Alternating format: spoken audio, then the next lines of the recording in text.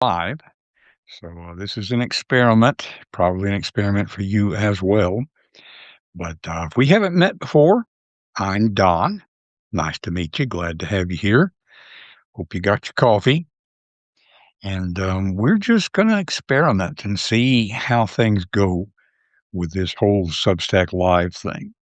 It's been around on mobile for a little bit, and for whatever it's worth, right now, I'm on a computer. I've got a widescreen, but it also shows me the area that's visible on mobile.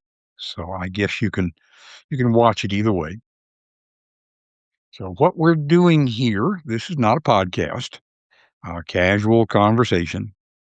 If live attendance picks up, I'll be able to see chat over here on the side. And if not, then we'll just be casual visit here.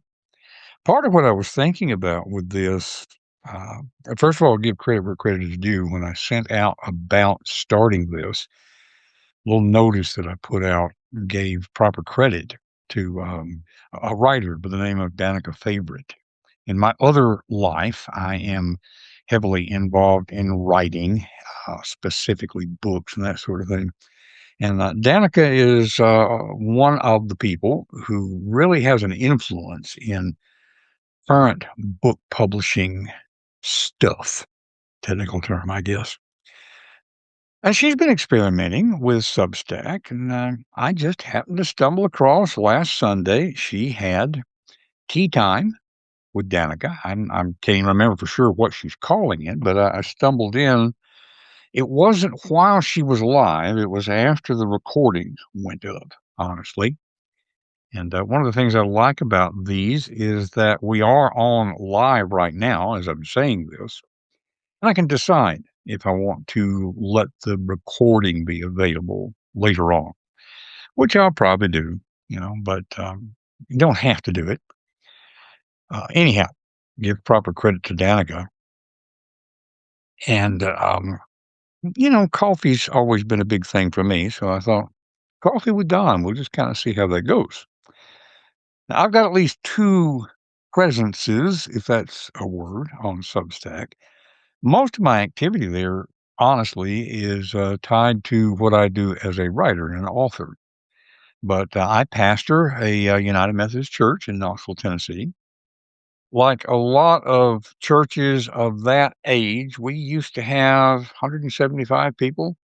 Um, our numbers are much smaller on Sundays now.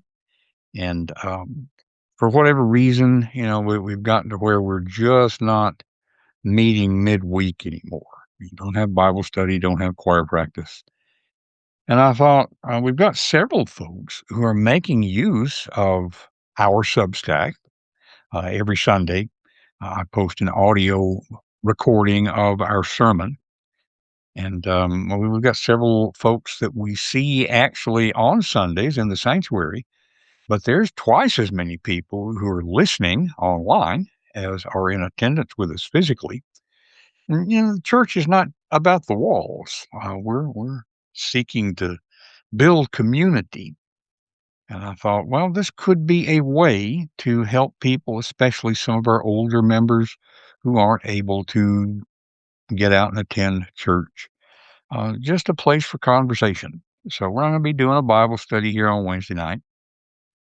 Casual conversation, casual coffee. And if people are able to get on here live and want to interact, that's great. If not, then, I hope there will be something here, either live or maybe through a recording that will help to sustain you through the week. Life can be challenging, and there was a book that came out a few years back, not church related, understand. It was looking at changes in American culture. The name of the book is Bowling Alone. And to think about it, I'll put a link to it in show notes, so to speak, although this is not a podcast. I think I'll have those same tools available. Anyway, the insight of bowling alone is that more and more, as Americans, we have gotten to where we don't take part in group activities like we used to. Bowling leagues used to be a big thing. and bowling leagues have trouble getting enough people to sign up. Lions clubs, other civic organizations. That certainly affects churches. And I think, if I remember correctly, the contention of the author was that as a people, there's understandable reasons for this, but it's having a unfortunate psychological effect. We know loneliness is at an epidemic proportions. And I have mixed feelings about this. I'm looking to see what my notifications are here. Okay. Um, Mixed feelings about doing this kind of thing online. It doesn't substitute for getting together in person. There's just something about being together in the same physical space. But on the other hand, I learned long ago that you can complain about changes, you can fight them, but you're not going to stop them. It is a fact that we do not go places like we used to. That's the whole point of bowling alone. And so when I was teaching college, a lot of my colleagues in the early days of teaching online really resisted the idea. They said, it's not the same as the classroom. That is not. I mean, it's different. Doesn't mean it's worse or better. It's just different. And I figured that I could either resist the inevitable push to go online, or I could be involved in it and try to make it as effective as possible. Part of my thinking at the time was that, yeah, it's not the same as the classroom, but on the other hand, the classroom is not the same as wandering around the hills of Athens with Aristotle having hours of deep conversation with just 4 or 5 other students. The classroom itself is an accommodation to the fact that more people wanted to take college classes, but we didn't have a whole lot more college professors. It was an accommodation.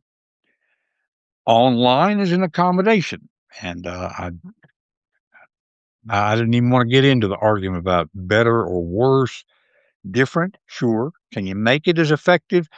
Yeah, but not by just trying to replicate what you do in the classroom. Just like what we do in the classroom doesn't replicate walking around the hills of Athens and having conversations. Different methods, you see. So if this turns out to be useful for some people, then I'm quite willing to do it. Honestly, it doesn't take a lot of time. It does take some planning. And I'm going to tell you right now, anybody seeing this on recording, I'm going to try to do it every Wednesday, but I'm not going to guarantee it. There'll be some Wednesdays where we just don't. I sent out the notice about this one, not 24 hours, but it was several hours ahead of time. There's a good chance that on a given Wednesday, I will just send it out hour or two ahead of when I can get online. That'll be enough to give some notice about it and give you a link. But I don't have enough control over my time to be able to say definitely a certain time each week. I don't want it to be an obligation for me or for you. I want it to be opportunity. So we'll just get on here and talk about what's on our mind. If you're able to get on, and maybe you drop me a message and tell me what you would like to hear us talk about. I want to emphasize once again, it's not going to be Bible study. It's not going to be a sermon. I'm happy to talk with you about whatever might be on my mind at the moment, what I might be wrestling with.